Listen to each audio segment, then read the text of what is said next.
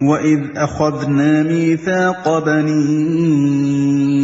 إِسْرَائِيلَ لَا تَعْبُدُونَ إِلَّا اللَّهَ وَبِالْوَالِدَيْنِ إِحْسَانًا وَذِي الْقُرْبَى وَالْيَتَامَى وَالْمَسَاكِينِ وَقُولُوا لِلنَّاسِ حُسْنًا وَأَقِيمُوا الصَّلَاةَ وَآتُوا الزَّكَاةَ ثُمَّ تَوَلَّيْتُمْ إِلَّا قَلِيلًا مِّنكُمْ وَأَنتُم مُّعْرِضُونَ۔ یاد کرو اسرائیل کی اولاد سے ہم نے پختہ عہد لیا تھا کہ اللہ کے سوا کسی کی عبادت نہ کرنا، ماں باپ کے ساتھ، رشتہ داروں کے ساتھ، یتیموں اور مسکینوں کے ساتھ نیک سلوک کرنا، لوگوں سے بھلی بات کہنا، نماز قائم کرنا اور زکوٰۃ دینا، مگر تھوڑے آدمیوں کے سوا تم سب اس عہد سے پھر گئے اور اب تک پھرے ہوئے ہو۔ وَإِذْ أَخَذْنَا مِيثَاقَكُمْ لَا تَسْفِكُونَ دِمَاءَكُمْ وَلَا تُخْرِجُونَ أَنفُسَكُمْ مِنْ دِيَارِكُمْ ثُمَّ أَقْرَرْتُمْ وَأَنْتُمْ تَشْهَدُونَ۔ پھر ذرا یاد کرو ہم نے تم سے مضبوط عہد لیا تھا کہ آپس میں ایک دوسرے کا خون نہ بہانا اور نہ ایک دوسرے کو گھر سے بے گھر کرنا، تم نے اس کا اقرار کیا تھا، تم خود اس پر گواہ ہو۔ ثم أنتم هؤلاء تقتلون أنفسكم وتخرجون فريقا منكم من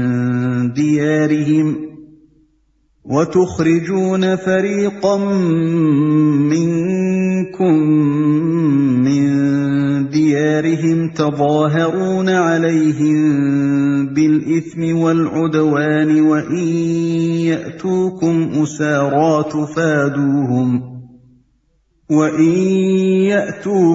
أسارى تفادوهم وهو محرم عليكم إخراجهم أفتؤمنون ببعض الكتاب وتكفرون ببعض فما جزاء من يفعل ذلك منكم إلا خزي في الحياة الدنيا ويوم القيامة يردون إلى أشد العذاب وما الله بغافل عما تعملون۔ مگر آج وہی تم ہو کہ اپنے بھائی بندوں کو قتل کرتے ہو، اپنی برادری کے کچھ لوگوں کو بے خانما کر دیتے ہو، ظلم و زیادتی کے ساتھ ان کے خلاف جتھے بندیاں کرتے ہو، اور جب وہ لڑائی میں پکڑے ہوئے تمہارے پاس آتے ہیں تو ان کی رہائی کے لیے فدیے کا لین دین کرتے ہو، حالانکہ انہیں ان کے گھروں سے نکالنا ہی سرے سے تم پر حرام تھا۔ تو کیا تم کتاب کے ایک حصے پر ایمان لاتے ہو اور دوسرے حصے کے ساتھ کفر کرتے ہو؟ پھر تم میں سے جو لوگ ایسا کریں ان کی سزا اس کے سوا اور کیا ہے کہ دنیا کی زندگی میں ذلیل و خوار ہو کر رہیں اور آخرت میں شدید ترین عذاب کی طرف پھیر دیے جائیں۔ اللہ ان حرکات سے بے خبر نہیں ہے جو تم کر رہے ہو۔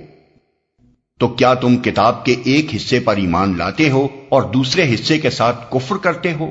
نبی صلی اللہ علیہ وسلم کی آمد سے پہلے مدینے کے اطراف کے یہودی قبائل نے اپنے ہمسایہ عرب قبیلوں اوس اور خزرج سے حلیفانہ تعلقات قائم کر رکھے تھے۔ جب ایک عرب قبیلہ دوسرے قبیلے سے برسر جنگ ہوتا تو دونوں کے حلیف یہودی قبیلے بھی اپنے اپنے حلیف کا ساتھ دیتے اور ایک دوسرے کے مقابلے میں نبرد آزما ہو جاتے۔ یہ فعل صریح طور پر کتاب اللہ کے خلاف تھا اور وہ جانتے بوجھتے کتاب اللہ کی خلاف ورزی کر رہے تھے، مگر لڑائی کے بعد جب ایک یہودی قبیلے کے اسیران جنگ دوسرے یہودی قبیلے کے ہاتھ آتے تھے تو غالب قبیلہ فدیہ لے کر انہیں چھوڑتا اور مغلوب قبیلہ فدیہ دے کر انہیں چھڑاتا تھا، اور اس فدیے کے لین دین کو جائز ٹھہرانے کے لیے کتاب اللہ سے استدلال کیا جاتا تھا۔ گویا وہ کتاب اللہ کی اس اجازت کو تو سراخوں پر رکھتے تھے کہ اسیران جنگ کو فدیہ لے کر چھوڑا جائے، مگر اس حکم کو ٹھکرا دیتے تھے کہ آپس میں جنگ ہی نہ کی جائے۔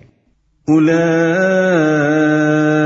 أولئك الذين اشتروا الحياة الدنيا بالآخرة فلا يخفف عنهم العذاب ولا هم ينصرون۔ یہ وہ لوگ ہیں جنہوں نے آخرت بیچ کر دنیا کی زندگی خرید لی ہے، لہذا نہ ان کی سزا میں کوئی تخفیف ہوگی اور نہ انہیں کوئی مدد پہنچ سکے گی۔